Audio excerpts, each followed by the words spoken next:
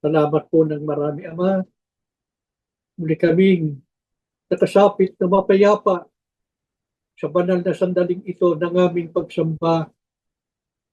Salamat po, muli ka naming nakapiling. Sinasampalatayanan po naming lubos. Katulad po ng aming pag-asa. Narito ka, Ama. Ang iyong banal na espiritu, isinusubo mo sa bawat dakong kinaroroonan ng mga anak mo. Palibhasa'y nalalaman mo, kailangan namin ito para patuloy na may pakipagbaka namin ang pananampalatayang kaloob mo. Salamat po, matibay na katunayan ito. Ikaw ay namamalagi sa amin. Namamalagi ang aming kaugnayan sa iyo. Nananatili ang iyong patnubay, ang iyong pamamatnugot sa amin. Mga hinakwil man kami ng maraming mga kapatid. Ngunit ikaw, Ama, ikaw ang aming Diyos na buhay. Laging kumukup-kup sa amin at lumilingap sa aming mga abang kaluluwa. Pakitanggapin mo kaming lahat. Tanggapin mo po ang aming pagpapasalamat. Pinupuri ka namin, Ama. Sinasamba ka ng aming mga puso. Maawa ka, Panginoon. Huwag mo kaming bibitiwan sa aming buhay sa kasalukuyan. Wala kaming ibang inaasahan. Naging ikaw lang, O Diyos, ang siyang saligan ng aming pananalig. Huwag mo kaming bibitiwan. Patuloy mo kaming samahan. Hindi lamang sa mga pagsamba, kundi sa lahat ng sandali ng aming buhay. Panginoong Yesus, ipamagitan mo po kami sa Ama. Salamat, Panginoon, sa iyong pag-alalay sa amin araw-araw. Salamat, Panginoon, sa pangunguna mo sa amin sa paglalakbay. Nananatili sa puso namin ang mga salita mo at ang pagpapahalaga sa mga paglilingkod sa iyo. Purihin ka, Panginoong Yesus. Tanggapin mo kaming magkakapatid. Maawa ka po. Basbasan mo kaming lahat. Wala kami tatangi. Lahat ng mga lingkod mong sumasamba, lingapin mo ang kaming mga kaluluwa. Ama, mamalagi kaming nakaugnay sa diwat layunin ng pagsusugo mo sa mga huling araw. Patuloy mo kaming tulungan, makapanghawak na matibay sa mga aral na kanilang itinuro sa amin at ng kapatid na Iranyo Manalo. Patuloy na magsilbing gabay namin, tanglaw namin sa aming buhay at paglalakbay. Ang mga aral mo na aming sinasariwa sa bawat pagsamba, patuloy naming itong ibuhay upang kami tiyak na makarating sa piling mo. Magalang po naming inihiling ang lahat sa pangalan po ng aming Panginoong Jesucristo. Amen.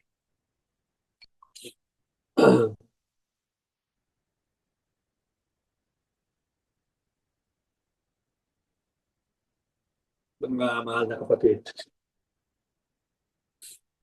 bilang mga tao po ng Diyos sa mga huling araw, di po natin ipinagtataka ang mga nakapangingilabot ng mga pangyayari sa ating panahon. Pagkat malinaw po na ito'y itinuro sa atin sa loob ng iglesia. Lahat po ng nagaganap ngayon ng mga matitinding kaguluhan at higmaan, malalakas at mapaminsalang mga kalamidad, mga salot ng iba't ibang karamdaman, lahat po ng ito ay bunga ng sumpa ng Diyos sa sanlibutan. Dahil sa kasamaan ng mga taong naninirahan dito.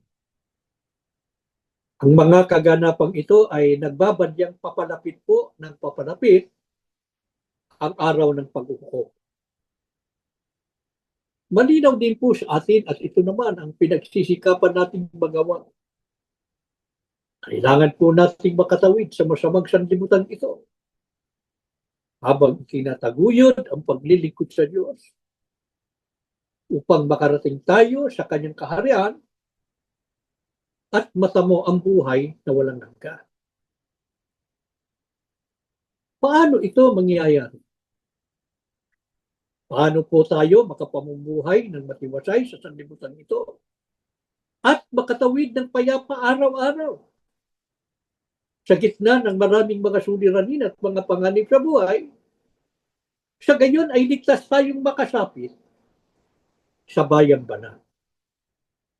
Ano po ang dapat na pagpunyagian ng mga hinirang ng Diyos? Ano ang dapat nating pagsikapan ng mga hinirang ng Diyos habang naglalakbay sa daigdig na ito? Marubdob nating sikaping maging malapit at malapit sa Diyos. Katulad po ng matibay na paninindigan ng lingkod ng Diyos, ang sabi niya sa awit 73:28, ngunit ako, minabuti kong maging malapit sa Diyos.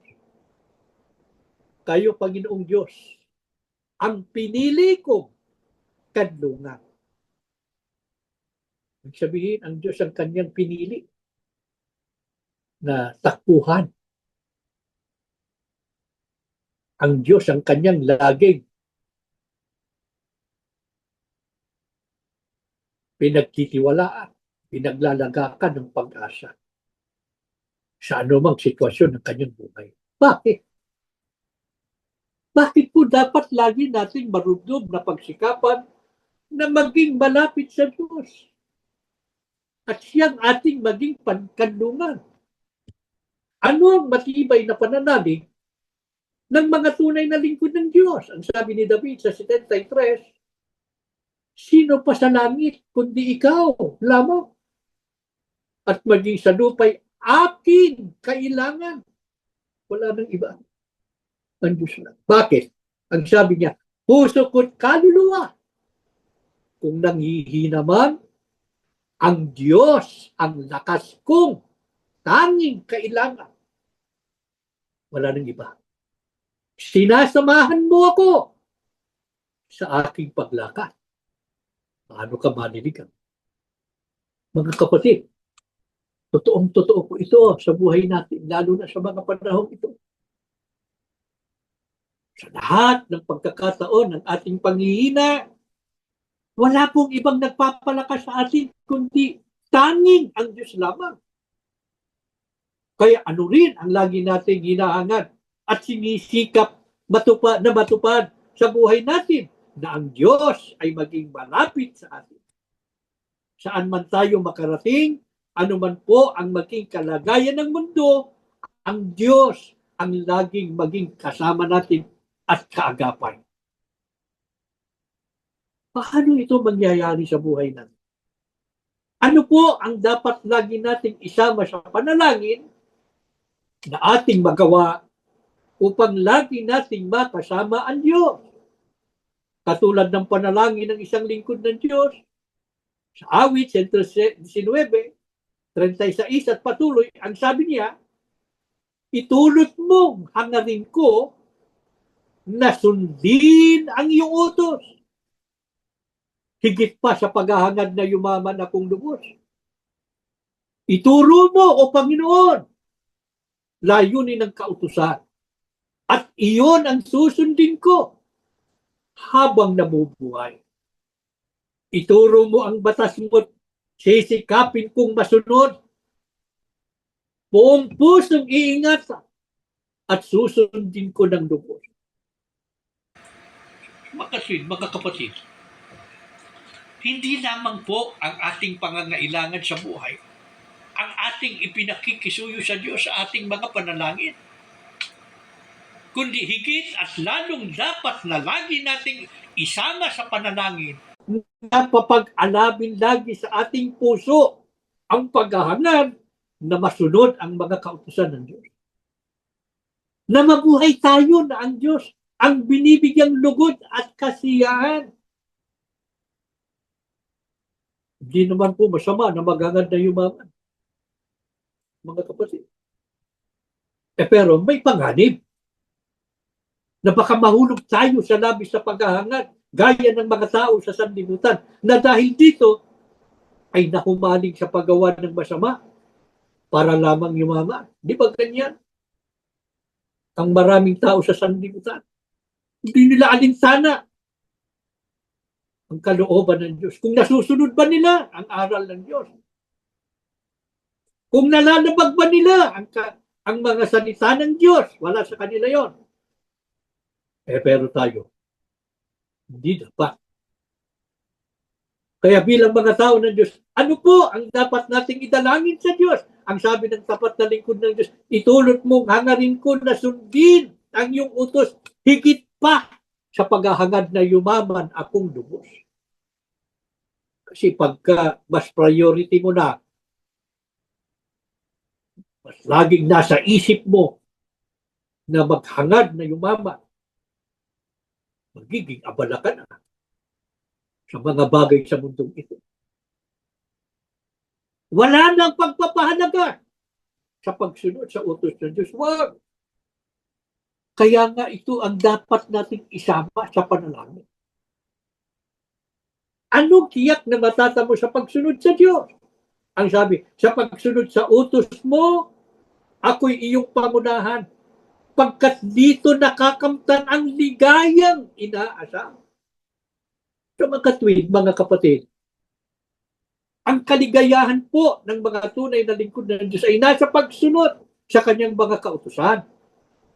Hindi sa dami ng kayamanan.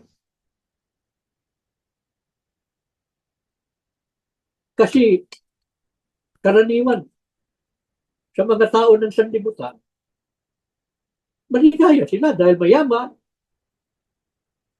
Diba? Maligaya sila sapagkat nakukuha nila gusto nila. Nabibili nila ang anumang naisin nila dahil mayaman. Makapangyarihan. Ang taong walang kayamanan, mahirap pang kalagayan, ibig bang sabihin, malungkot ang buhay nila. Maling pananaw sa buhay. Lalo na sa mga tao ng Diyos.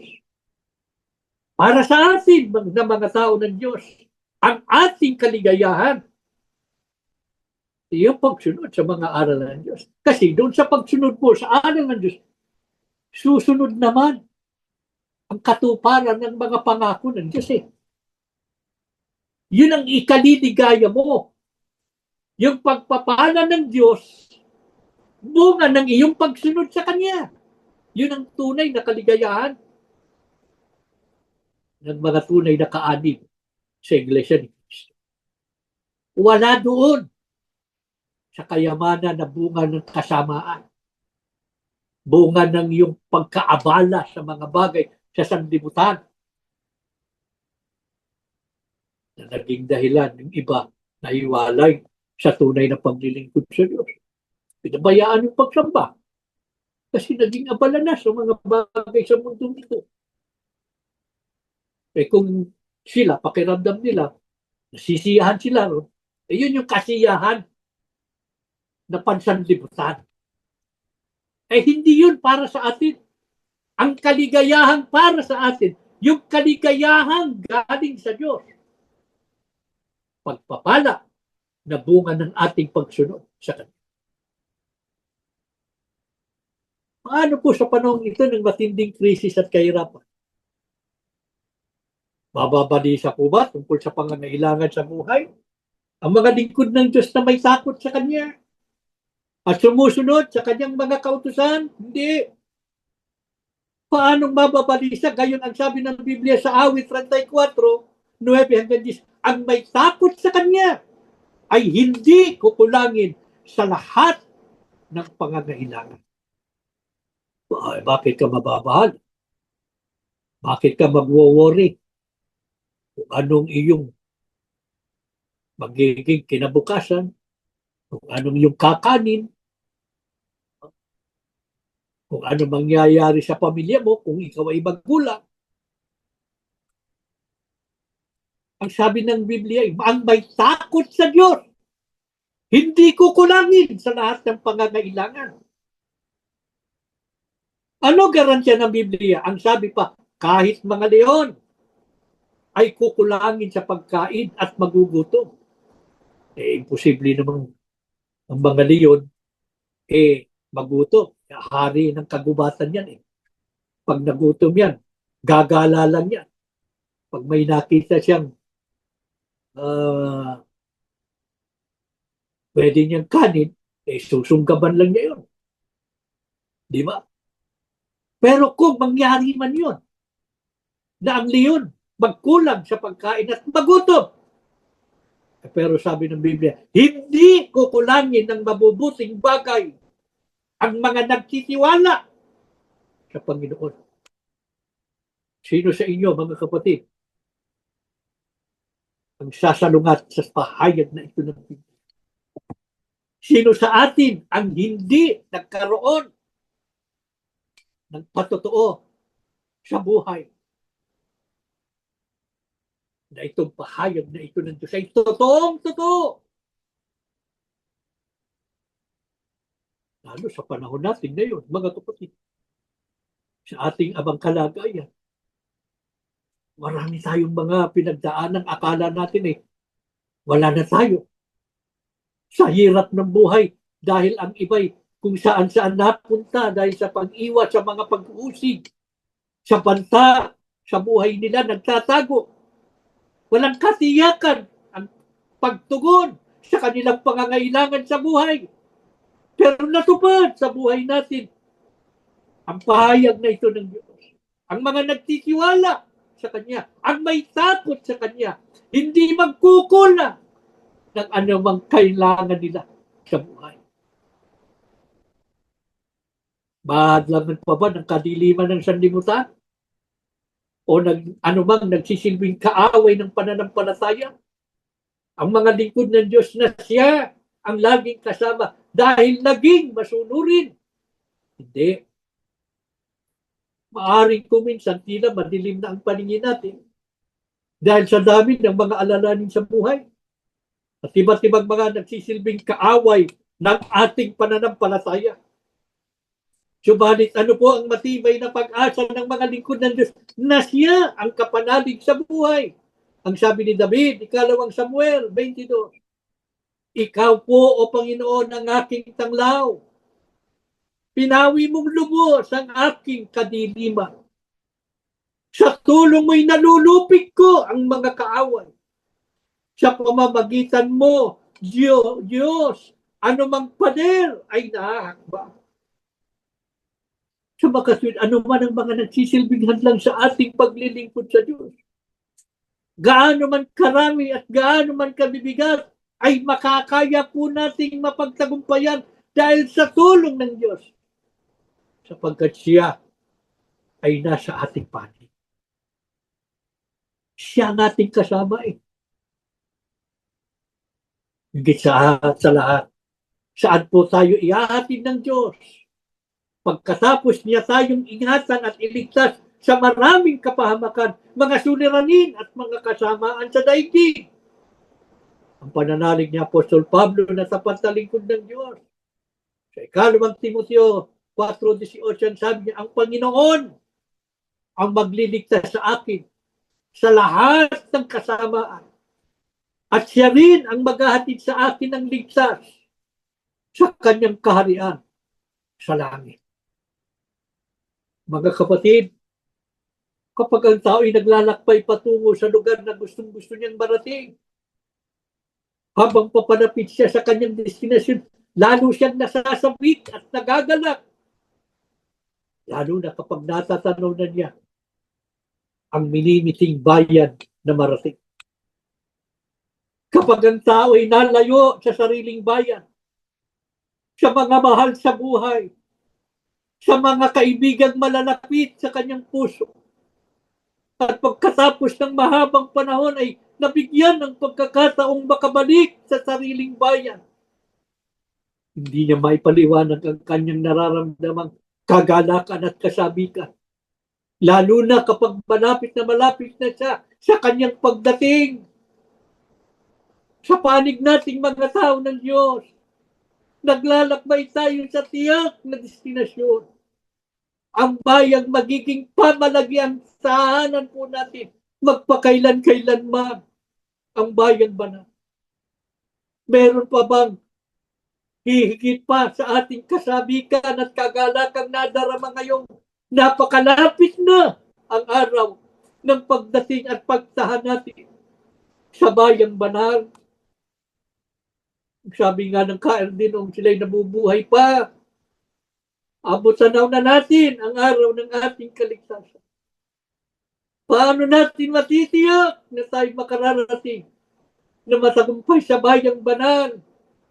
Ang pananalig ng mga tunay na lingkod ng Diyos, siya ang Diyos. Ang Diyos rin ang maghahatid sa atin ng ligtas sa kanyang kaharian sa langit. Halina kayo mga kapatid, lumapit na tayo sa kanya at magabilin. Ang mundo nating nilalakbay, papasama ng papasama. Papalubha ang mga kaganapan araw-araw. Hindi tayo makatatawid sa ganang ating mga sarili. Naroon ang takot, naroon ang alinlangan, naroon ang pagkabahala. Pero bilang mga tao ng Diyos, kung ang Diyos ang ating pipiliin na maging ating kasama sa buhay at siyang ating maging kanlungan, sa paraang lagi nating siyang susundin at isa sa katuparan sa buhay natin ang lahat ng kanyang mga kautusan. Ang Diyos naman ang isa sa atin. Saan man tayo naroon, saan man tayo magtungo at makarating, siya ang laging kasama natin. Siya ang lagi nating kaagapay. Hindi niya tayo pababayaan. Hindi niya tayo iiwan kahit saglit. Ito ang isama natin sa ating mga panalangin araw-araw. Na magsilbing kaaliwan natin sa buhay ang kanyang mga aral. Maging kaligayahan nating sundin ang kanyang mga kautusan. Sa gayon, laging matupad sa buhay natin kanyang mga pangako. Hindi niya tayo pababayaan sa mga nagaganap ngayon, ng mga nakapangingilabot na mga pangyayari. Malalakas na mga kalamidad, mga lindol, sunog, mga bagyo na malalakas, pumipinsala ng maraming mga tao. Pero hindi tayo itutulot ng Diyos na madamay. Siya ang magliligtas sa atin. Bibigyan niya tayo ng proteksyon. Ipagsasanggalang niya tayo hanggang sa tayo makarating sa piling niya sa pagtahan sa bayang banal na kanyang ipinangako. Yan po ang ating sama-samang idalangin sa kanya. Tumayo kayo mga kapatid. Ama na aming Diyos, maraming salamat po. Lagi mong ipinauunawa sa amin kung paano kami makatatawid sa buhay na ito. Na totoong napakasama, napakapanganib, araw-araw ay balita ang mga kapinsalaan, lulot po ng maraming kalamidad, mga kaguluhan at mga digmaan, maging ng iba't ibang karamdaman. Maraming mga tao'y nangamamatay. Salamat ng marami, Ama. Hanggang ngayon buhay kami. Payapang namumuhay. Kitang-kita namin ang gawa ng iyong kamay. Kung paano mo kami pinagmamalasakit. Kung paano mo kami tinatawid sa buhay na ito. Salamat. Salamat ng marami, Ama. Tinutupad mo yung pangako sa amin. Lagi namin hinihiling sa iyo. Huwag mo na kaming iwan kahit saglit. Huwag mo kaming pababayaan. Maawa ka, Ama. Lagi mong itatak sa puso namin ang banal na pagkatakot sa iyo at ang ganap na pagtitiwala sa iyong kapangyarihan at sa iyong mga pangako. Tulungan mo po kami na lagi namin hanarin na matupad ang iyong mga kautusan. Itong lagi naming pahalagan sa aming buhay, higit kanino man, higit sa anumang bagay sa mundong ito. Tulungan mo po kami. Makita namin ang mga kabutihan, dulot ng pagsunod sa iyong mga aral. Kaya tulungan mo po kami, aming Ama. Mabuhay kaming ikaw ang aming kasama. Huwag mo kaming iwan, maging ang aming mga anak. Lagi silang laman ng aming mga panalangin. Pangunahan mo sila. Saan man sila naroon. Abutin mo sila, talalahanin mong kanilang buhay. Kung may mga anak na maliliit pa, lalong kailangan kanila para lumaki silang ikaw ang nakikilala. Isang Diyos na tunay, isang Diyos na buhay, makapangyarihan sa lahat na dapat ng nilang paglingkuran. Gamitin mong mabisang kasangkapan ng mga magulang para ang maliliit na mga anak magkaroon ng banal na takot sa iyo.